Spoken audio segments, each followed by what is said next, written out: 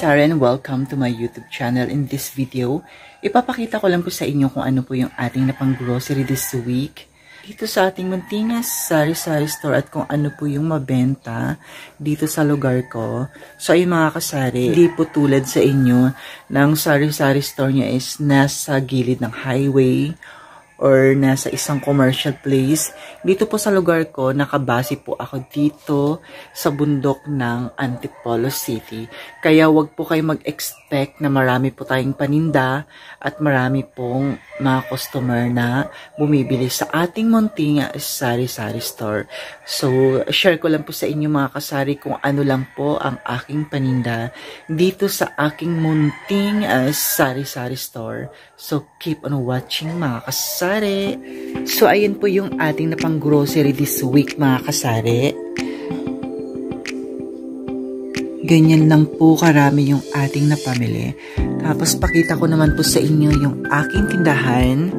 Pag medyo ubos na po yung ating mga paninda, pakita ko lang po sa inyo kung ano-ano po yung aking mga paninda dito sa loob ng aking maliit na tindahan. So, ayan. Ayan. Flex ko lang po sa inyo yung aking mga paninda. Ayan. So, ayun mga kasari, naubos na po yung ating Ginebra San Miguel. Kaya wala na pong laman yung kanyang lagayan. So, ayan lang po yung aking mga paninda mga kasari. Maliit lang po yan. Konti lang po yan mga kasari. So, ayan yung usually pong ginagamit ng mga tao araw-araw. Ayan, running out na po yan mga kasari. So, tip ko lang po sa inyo mga kasari, yung mga aspiring na gustong magtindahan or yung aspiring sari-sari store owner, hindi naman kailangan na malaki yung puhunan nyo. I-challenge nyo yung sarili nyo kung kaya nyo po talaga ang mag-sari-sari store kasi malaking risk po talaga mga kasari. Pag nagtindahan kayo, kailangan nandun yung pasensya. Tapos wala na po tayong karapatan na matulog sa tanghali kasi may mga bata po talagang bumibili kahit pa piso-piso. Kailangan lang po natin na magkaroon tayo ng mahabang pasensya lalong-lalo na sa mga bumibili na minsan hindi natin maiiwasan na may mga arugante na feeling mo angat na sila sa buhay pag bumibili. Hindi po talaga maiiwasan yun mga kasari. Kung may mga ganun mga kasari, deadbahin nyo na lang. Kesa naman masira yung araw nyo. So, ayan. Ayan po mga kasari, meron po tayong 2 sako na bigas. Ayan, kahit pa paano may bumibili po sa atin ng bigas. Ito naman po yung ating Ginebra San Miguel, round 350 ml.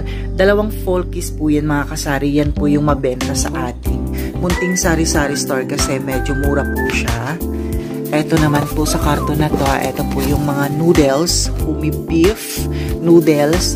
Sari-sari po yung mga sari, may pancit canton sa ilalim. Hindi na po natin kalkalin yan. Ito naman po yung ating MP Light na litro. Ito naman po yung ating MP Light na 750 ml or long neck. Ito naman sa 3 plastic na to, ayan po as usual, hindi po nawawala yung mga junk foods sa ating munting sari-sari store. Pambudol po yan mga kasari, kunyari maraming laman ang tindahan natin. Ito sa karton na to, ayan, meron pong diaper, dry kids diaper na extra large. Sa ilalim naman is yung mga condiments, may nahalong candy. Ito naman is yung ating mga instant coffee. May noodles din po sa ilalim. Ito naman po yung ating powdered milk like Birch Tree and Swak Pack na Bear Brand. Kopiko Blanca, Kopiko Brown, Kopiko Black. Mga kasari, tandaan nyo lang po kung ano po yung mga fast-moving items. Yun po yung unahin nyo sa pagbili. Lalong-lalo na po pag nakabudget lang po yung pera natin para patuloy po yung ating kita or benta. Dito naman sa karton na to, ay naman po yung ating mga iba't ibang klase ng ating mga biskuit. Ang ilalim naman po nito mga kasari, ayan po. May mga canned goods po yan, like mga sardinas, Ligo, Youngstown. Meron po tayo ditong Argentina corned beef. Ayan. Yan. Lucky 7. Yung mga candy. Ayan, may na. Ayan. Meron po tayo ditong Ajinomoto. So, dito naman po tayo mga kasari sa iba't ibang klase ng ating mga cupcake. May nahalo pang Whisper. Ito naman po yung ating table napkin. Ayun, ito po yung ating water tops. Meron pa ditong Modest. Ayun, Doughy Donut. Extreme na biscuit. Breadstick. Ayan, Doughy Donut na color pink. Presto. Ito naman po yung ating asukal. Ay mga kasari, dito sa akin tindahan wala pong bumibili ng 1 kilo na sugar. Ang gagawin ko dito, ginagawa po natin itong repack-repack, yung tigpa 5 pesos dahil yun po yung mabenta sa atin, yung mga tinge-tinge. Ito naman po yung ating Ribisco crackers. Ayun, ang ilalim naman mga kasari, ayun po yung ating mga condiments like dato puti, 200 ml, soy sauce at vinegar mga kasari. So, ayan. Yung bigas po natin mga kasari, 63 po yung ating kilo dyan. Ayun. Ay, nga pala mga kasari, ayan. Bigyan ko na rin po kayo ng price sa ating mga paninda. Dito sa ating Ribisco crackers, 8 pesos. Ang isa dito naman sa water tops is 9 pesos. Sa Doughy Donut naman natin is 12. Dito sa Extreme is 8 pesos. Sa breadstick natin is 10. Ayan. Yan lang naman po yung ating mga paninda. Konti lang. Sa ating mga chichirya naman, junk foods like na itong loaded is 10 pesos. Sa ating 200 ml na tuyo tsaka suka is, sa tuyo natin is 13 pesos. Sa suka natin is 12 pesos mga kasari. Dito naman po sa ating napkin is 8 pesos. Ayan, sa mga candy po natin mga kasari is 4-5. Dito sa ating nips is 5 pesos each. Dito naman po sa ating mga instant coffee, yung ating single na Copico Blanca is 10 pesos. Dito sa ating birch tree powdered milk is 12. Sa ating swak pack is 15 pesos. Sa ating Copico Blanca na twin pack is 16.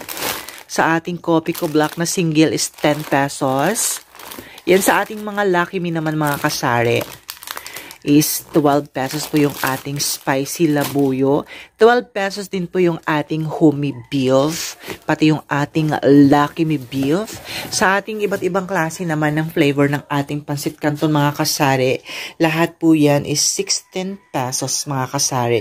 Lucky Me chicken, spicy labuyo beef, Lucky Me beef, pati yung ating homey beef is 12 pesos po yan mga kasari. Dito naman mga kasari, ito po yung mga fast moving items dito sa ating lugar, sa ating munting sari-sari store. Ayan, like yung mga cola ice candy. Ito naman po yung ating fruit ice candy mga kasari. Yan, mabenta po yan. Tig to 2 pesos lang po yan mga kasari. Yan yung ating Zesto is 13 pesos. Yan, ito naman po yung ating ito po yung ating laundry product mga kasari. Which means sa mga laundry product, alam nyo na po yun. Like yung mga sabon, mga powder, yung mga bareta, yan, mga Zonrox, iba't ibang klase ng ating mga powder na sabon. Yan, tapos Zonrox, mga iba't ibang klase ng bareta. Yun po yung ating laundry product mga kasari. So, yan lang po yung ating mga paninda sa ating munting sari-sari store. Abangan nyo po yung ating pag-unboxing at pagdi-display. So, keep on watching mga kasari. So, ayun mga kasari, papakita ko lang po sa inyo yung ating mga old stock dito sa ating maliit na sari-sari store. Ayan. Papalitan po natin yan ng bagong pinamili. So, itong mga old stock, like for example, itong ating Magic Sarap. So, ipo-pull out po natin to, tapos ilalagay po natin yung ating bagong bili na Magic Sarap. Tapos, ito, ipapaibabaw natin to para ito po yung ating unang mabenta. Lahat po ng mga produkto, ganun po ang ginagawa ko dito mga kasari. So, ayan. Dito naman, nailagay ko na po yung ating gin. Hindi ko lang po nakuhanan ng video kanina. Kasi nakalimutan ko na magbablog pala ako. Ayan yung gin natin na ilagay na po natin sa kanyang lagayan. Tapos ito yung ating dato puti na soy sauce.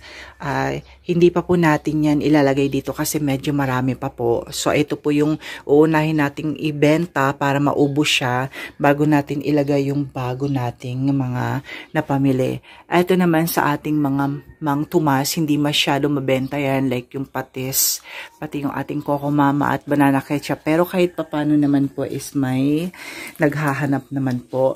Dito naman po ang hindi mabenta sa atin yung mga palaman like itong Cheese Whiz, Lady's Choice, mayonnaise yan. Pero itong juice, fast moving po yan mga kasari, pati itong mga iba't ibang klase ng ating mga pampalasa sa ating mga lutuin na ulam mga kasari. So, ayan, keep on watching mga kasari kung paano ko po i-display yung ating mga paninda dito sa ating tindahan. So, ito naman po yung ating mga barya. Ayan, nagbilang po ako ng mga barya kahapon. Tapos ilagay po natin dyan. Tapos iano po natin yan. Ipamimili po natin yan para medyo mabawasan po yung barya natin. So ayan, lahat po yan mga kasari i-display po natin today.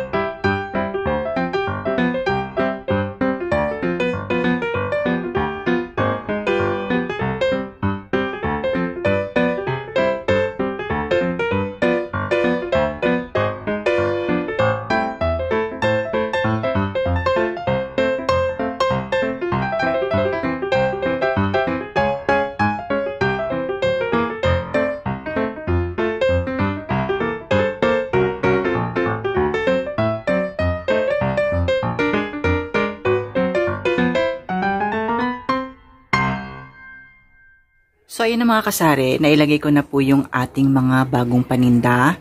Ayan, pinull out ko po yung mga luma mga kasari. Tapos, ang nilagay ko dyan is yung mga bago kong pinamili.